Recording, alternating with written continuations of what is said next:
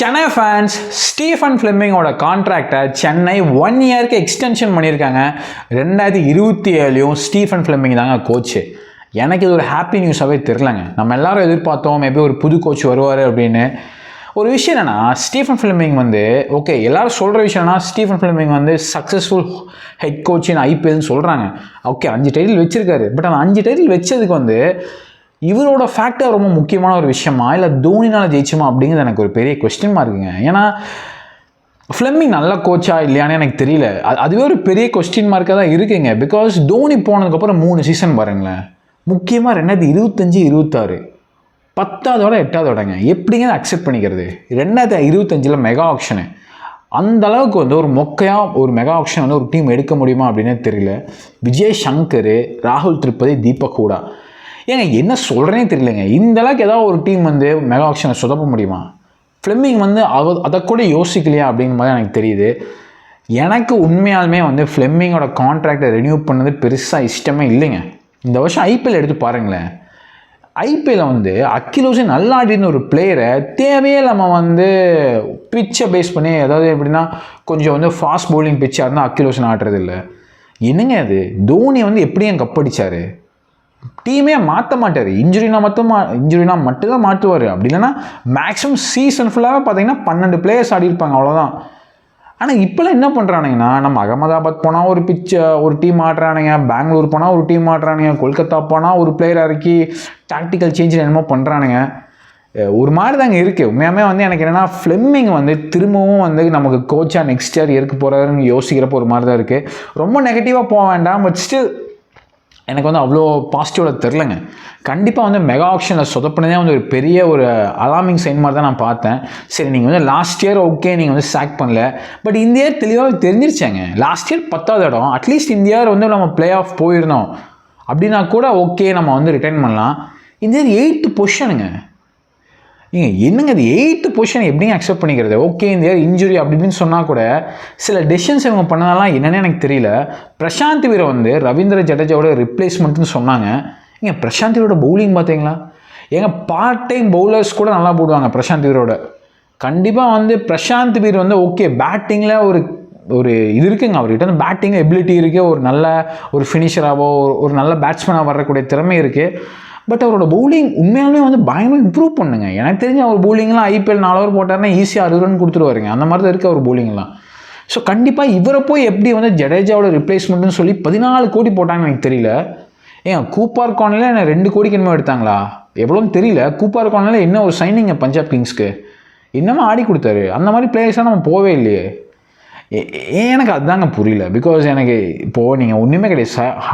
Sunrise ஹைதராபாத்துங்க domestic bowlers வச்சு எப்படி plan பண்ணி அவன் பிளே ஆஃப்ஸ் போனான். ஸோ எல்லா டீம் எப்படின்னா பக்காவாக பிளான் பண்ணி அந்தந்த பிளேயர்ஸ் எடுத்து குரூம் பண்ணி கொண்டு வரானுங்க.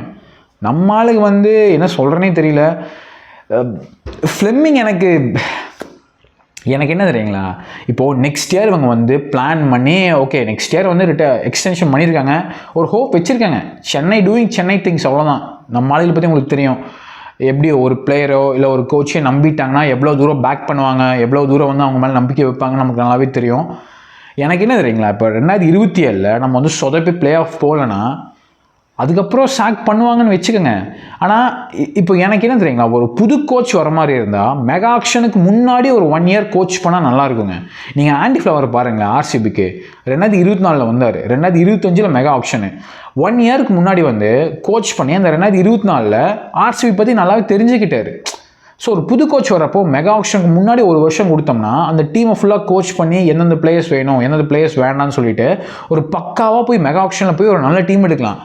நீங்கள் ஐபிஎல் ஜெயிக்கிறதும் தோக்குறதும் மெகா ஆக்ஷனில் மட்டும்தாங்க. நம்ம என்ன தான் ட்வீக் பண்ணி அது இது மாற்றினாலுமே மெகா ஆக்ஷனில் கோட் விட்டோம்னா ஐபிஎல் முடிஞ்சிச்சுங்க. மினி ஆக்ஷன்லாம் போய் பெரிய பிளேயர் எடுக்கவே முடியாதுங்க. அது இப்போ பார்த்தா ஒரு ரூல் போட்டான், மெகா ஆக்ஷனில் ரெஜிஸ்டர் பண்ணலன்னா மினி ஆக்ஷனில் வர முடியாதுங்கிற மாதிரி ரூல் போட்டான். ஸோ பெரிய பிளேயர்ஸ் எல்லாம் மினி ஆக்ஷனில் வர்றக்கூட வாய்ப்பு இல்லை.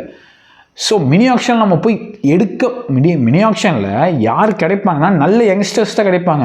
ஆனால் அந்த நல்ல யங்ஸ்டர்ஸ்லாம் சூரியவன்சி மாதிரி ஃபஸ்ட் சீசன்லேயே பீக் ஆக மாட்டானுங்க, கொஞ்சம் டைம் எடுத்துப்பாங்க. ஸோ கண்டிப்பாக மினி ஆக்ஷனில் போய் நம்ம எதுவுமே பண்ண முடியாதுங்கிறப்போ மெகா ஆக்ஷன் தாங்க ஐபிஎல் இப்போ ஜெயிக்கிறோன்னா மெகா ஆக்ஷன் தாங்க எல்லாமே. ஸோ கண்டிப்பாக எனக்கு டிசப்பாயின்மெண்ட்டு தான்.